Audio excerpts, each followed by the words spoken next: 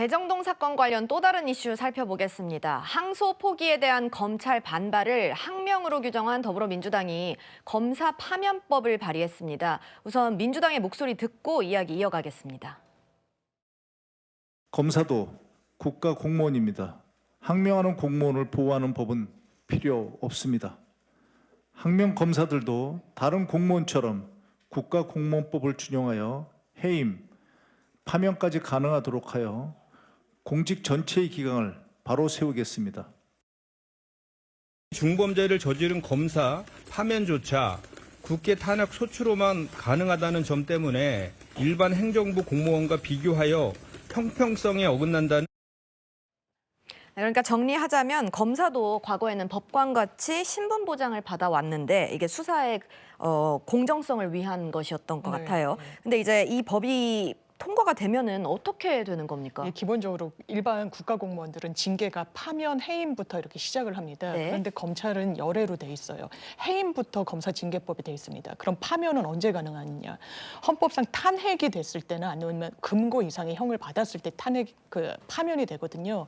사실상 불가능한 거예요. 파면이란 게. 저희가 보셔서 아시겠지만 어떤 문제를 드러내고 헌재에서도 이건 진짜 문제가 있다라고 해도 관련해서 뭐 검찰 수사가 계속 중이다 이런 기록 안 보내거든요, 헌재로. 그러면 우리가 좀 심증은 있지만 탄핵까지는 못 선고를 하겠다. 그래서 다 무죄 방면이 됐던 겁니다. 이거는 정의라고 보기가 어려운 거예요. 이를테면 집단 항명이라는 이야기를 왜 하냐면 대단히 선택적으로 하는 거예요. 구속 취소에 대해서 문제 제기했습니까? 장동혁 대표 공직선거법 무죄 받았을 때 무죄라서 항소해야 된다면서요. 근데 항소했습니까? 아니요, 항소 안 했습니다. 그리고 박수영 의원도 의원직 유지하는데 항소하지 않았고 민주당 당적인 지자체장에 대해서는 항소했었죠. 은수미 전 시장. 이러면서 선택적으로 이야기하고 정치적인 언사를 할 때 그 교사분들이 세월호에 대해서 문제의식 드러내신 적이 있어요. 징계받았습니다. 검찰은 징계받지 않았습니다. 이런 부분과 관련해서 일반 공무원과 동일하게 징계 수준을 조율하겠다는 그런 입법안이 추진되고 있는 겁니다. 네, 이민찬 부위원장님, 근데 부작용도 있지 않을까요? 지난 정부에서요, 민주당이 이재명 대통령 관련 수사하는 검사들을 줄줄이 탄핵한 적이 있어요.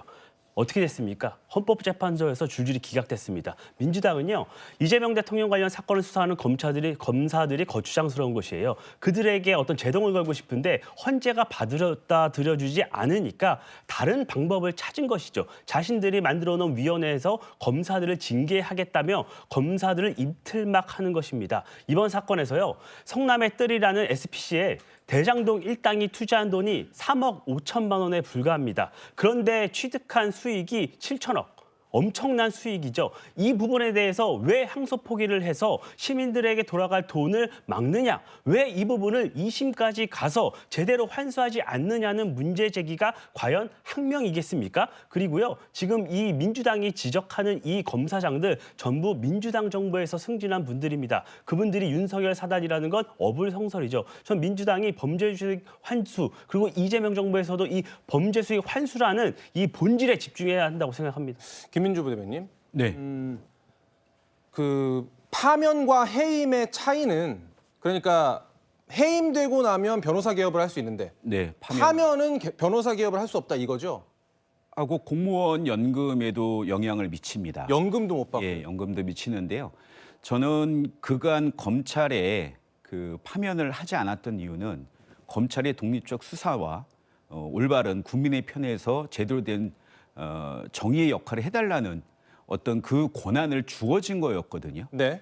그런데 검찰이 그 역할을 제대로 수행하지 못했습니다. 검찰이라는 게 역사적으로 왜 태어났냐. 독재자나 왕으로부터 시민을 보호하라고, 경찰로부터 보호하라고 탄생한 거 아니겠습니까? 그런데 우리나라에서도 그 검찰이 그 역할을 했어야 되는데 그렇게 못했어요. 그러면 해임되고 나서 변호사 개업이나 이런 것들로 네. 여러 가지 경제적인 활동을 하기 때문에 네. 파면을 한다 이런 건데, 그렇습니다. 지금 이번에 공직선거에 출마를 제한하는 그런 법안까지 나왔습니다. 사실 항소 포기를 하라는 지시가 내려와서 항소 포기를 했잖아요. 지시는 그러니까 뭐 아니고 표현이 예, 어쨌든 예. 항소 포기를 안 한다고 버틴 건 아니잖아요.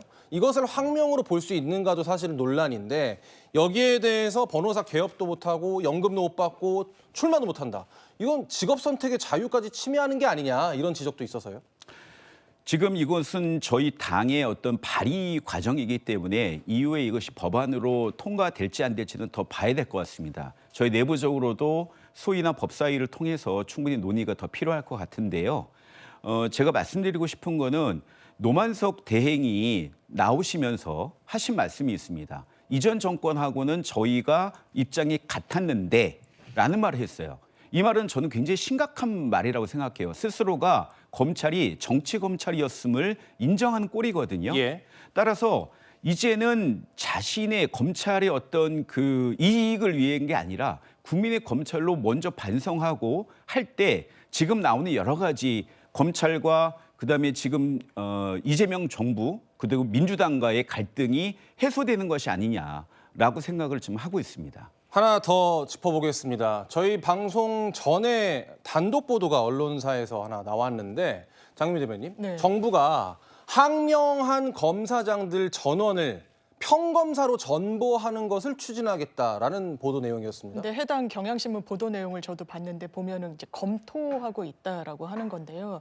이를테면 그런 겁니다. 항명이라는 게 항소장을 내지 않은 부분이요. 본인들은 이야기하잖아요. 수사팀 전원의 입장이었다. 아니요. 1차 수사팀은 다른 이야기합니다. 2차 수사팀은 한동훈 법무부 장관일 때 수사팀을 대대적으로 개비하면서 사실상 계속해서 이 어떻게 보면 표적 수사를 했던 부분이거든요. 법원으로부터 무죄를 받게 됐고 1차 수사팀은 우리는 패싱당했다. 이거는 항소하지 않는 게 맞다라고 이야기합니다. 법무부 장관이 무슨 수사 외압을 했다라고 하는 겁니까? 신중하게 검토하라. 최근에도 카카오 사건에서 신중하게 검토하라고 했는데 검찰이 우리는 법원 판단 받았을 때 이건 해야 되겠다. 항소장 한 장 냈습니다. 그렇게 교섭을 했는데 여기 와서 정치적인 문제로 하면서 마치 모종의 외압이 있었던 것처럼 검사들이 들고 일어나는 거. 윤석열 정권 때 어떻게 했습니까? 김건희 씨에 대해서는 어떻게 했습니까? 그럴 땐 침묵하고 선별적으로 하면서 검찰이 국민으로부터 신뢰를 아주 추락하듯이 저감시켜 왔는데 이 부분과 관련해서 그대로 넘어간다? 전 개인적으로 그건 정의가 아니라고 생각합니다. 이민찬 부위원님. 민주당의 지시를 불이행하면